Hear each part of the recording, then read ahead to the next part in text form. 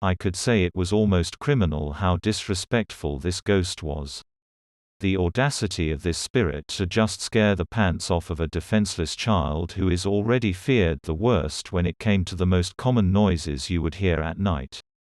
This 9-year-old kid already had enough bedtime problems. I could say with confidence that this horrifying experience was one of the main reasons why I had trouble falling asleep until the time I became a young adult. It was a cool spring weekend night and my family traditionally spent the Saturday evening watching a movie.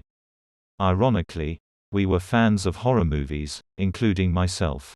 Those days, I saved myself from the most scary scenes by covertly looking to the other side of the room or focusing on grabbing some popcorn. This way the demon-tooth fairy lady from Darkness Falls wouldn't haunt my dreams. After the movie was done, it was time for bed. Since I was about 5 years old and started sleeping on my own, I had trouble going to sleep. I had nights where I just couldn't take it and cried for my dad or my mom. It was very hard and it affected everything in my life. Every day there was always the dread that night was coming, and the closer it got to bedtime the more anxious and depressed I got. I was also a part of a big family who grew up in the same city I was raised in. Therefore, I heard stories about my neighborhood's history growing up. Some wholesome and some very dreadful, like the countless burnt-down buildings, private housing being built on top of graves, and the plague of violence and drugs infecting the hallways, apartments and streets of the city. The building we lived in was a part of that history, housing tortured souls who could not resist the end of a needle. In the past and even at the time, substance abusers used my building's hallways and abandoned apartments for shelter. They utilized the building's complex maze-like hallway system to conceal their narcotic appetites. This epidemic was always accompanied with death and violence. It was safe to say there was a lot of negative residual energy within my building walls and quite possibly within my own. Bedtime came and I was faced with a harsh reality that I will once again be under the cloak of darkness. I usually slept on the bottom bunk and my younger brother on the top. We also owned a foldable bed frame with a twin mattress for when we had guests or sleepovers.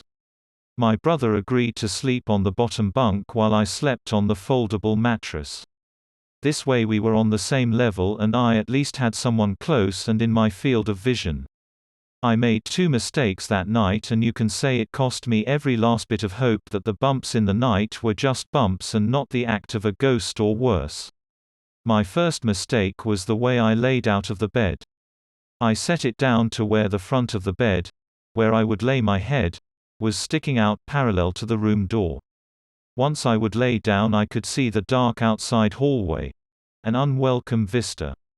I did not realize this mistake until it was too late and my fear of basically every sinister being I was aware of at the time kicked in. As you can probably guess, my second mistake was leaving the door open. And you may think I could just turn around and keep those bad thoughts out of my head, but it was not that easy. My eyes were locked on that doorway. I always somehow convince myself that once I look away or close my eyes for too long, I will be a goner before I know it. The hallway was still, silent and dark. We lived in a duplex apartment, so my hallway had a solid banister that blocked you from falling onto the stairway that led to the first floor. That is pretty much what I was staring at all night.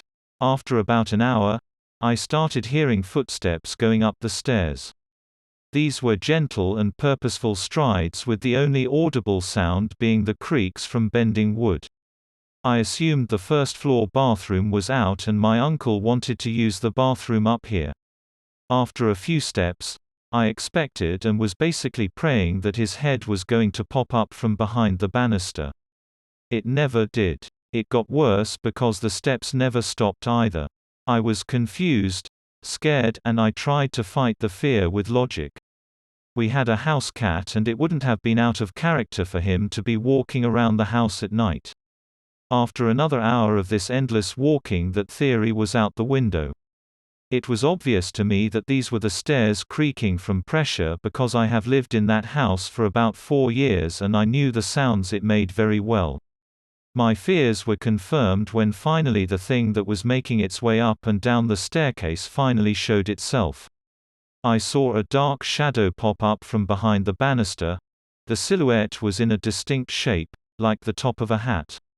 I saw more of the figure as it made its way up more steps. I saw a head and a neck covered with a collar from a button-down shirt. It stopped at about the fourth step from the top. The figure turned its head towards me. There were no eyes but just dark shadows overlaying the sockets where the eyes should have been. I was petrified. I couldn't breathe. I couldn't speak. I couldn't move, and I could not look away.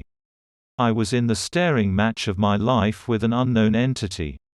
The pressure I felt was immense, as if the bed was gonna give at any moment and I was gonna fold down through the middle onto the ground.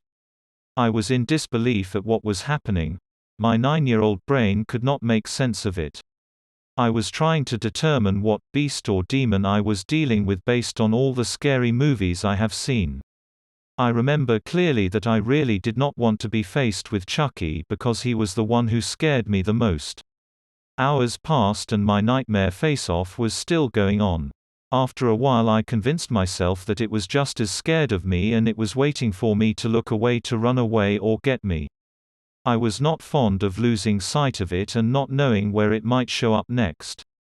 It was kind of like when you find a spider in your room and you call your older sister or brother to kill it, but you don't take your eyes off it because you do not want to end up with the worst case scenario, finding it on top of you while you are trying to sleep in bed. Light found its way into the room and soon after the hallway. The shadow dissipated with the light and I was finally able to move. I quickly turned on the TV and let the sounds of Tiny Toons soothe me to sleep. When I woke up, I wondered who I saw last night and could not come to any conclusion until I became familiar with the horrible stories of my building's history. It could have been a past resident wondering why I was in their room, and being that I was a young boy with a lot of energy, my presence was strong enough to provoke a reaction. Soon after, we moved to another part of the building and the noises and other unexplained activity still occurred in the house, but that is a tale for another time.